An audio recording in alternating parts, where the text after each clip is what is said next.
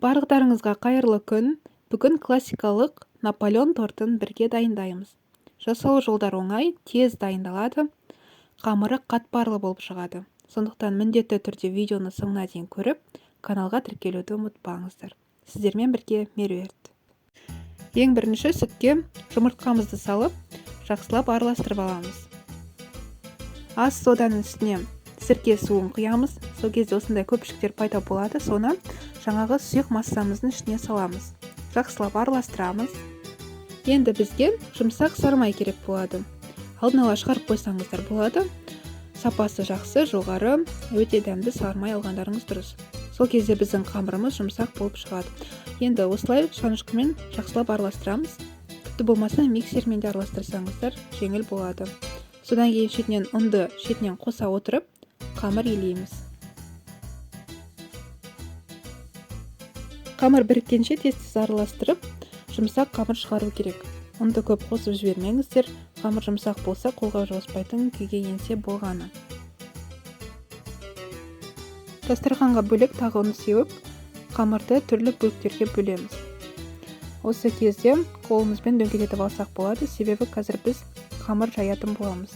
Әрқайсысын жеке-жеке пергамент қағазына бірден ұн сеуе отырып жаю керек. Жұп-жұқа етіп жайғандарыңыз дұрыс, сол кезде қамыр жақсы болып піседі. Жайылған қамырды кез келген диаметрде пісірсеңіздер болады.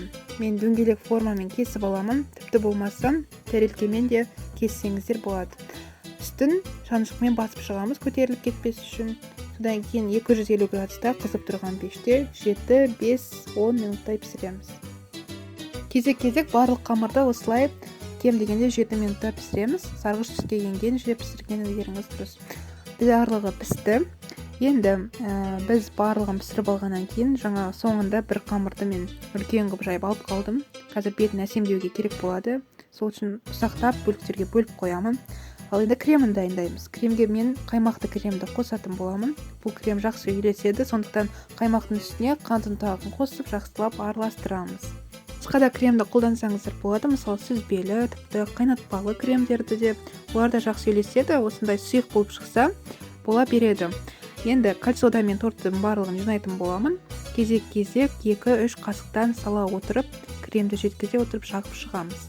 Бұл рецептің ерекшелігі қамырды жаңа көріп тұрғандарыңыздай тез дайындалады және де тоңазытқышқа тұруды көп қажет етпейді. Наполеон торты әлемдегі ең дәмді десерттердің қатарына кіреді. Бұл торттың атауы бойынша Франция мен Италияда мың қымбат торты деп атайды.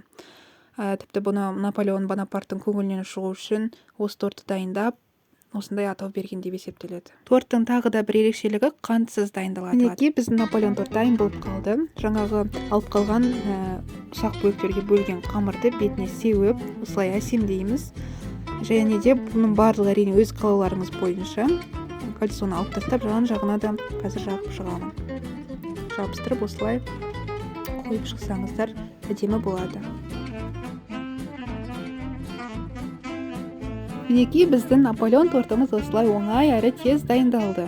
Сіздер де міндетті түрде дайындап, дәмін көріңіздер, өте ерекше болып шығады. Тіпті ақпараттарға сүйенсек, француз елінде осы тортты дайындау міндетті болып саналады екен. Ал 1912 жылы Ресей Наполеонды жеңгендігінің 100 жылдығын атап өткен. Сол кезде осы Наполеон тортын осындай рецепт арқылы сүйене отыра дайындаған деседі. Сондықтан сіздерді әртүрлі қуанышты мерекеде осы тортты дайындауға кеңес етемін. Өздеріңіз көріп тұрғандай торттың арасы қатпарлы болып шығады. Міндетті түрде дайындаңыздар. Сіздермен болған Меруерт. Егер видео ұнаса, лайк басыңыздар, каналға тіркелуді ұмытпаңыздар.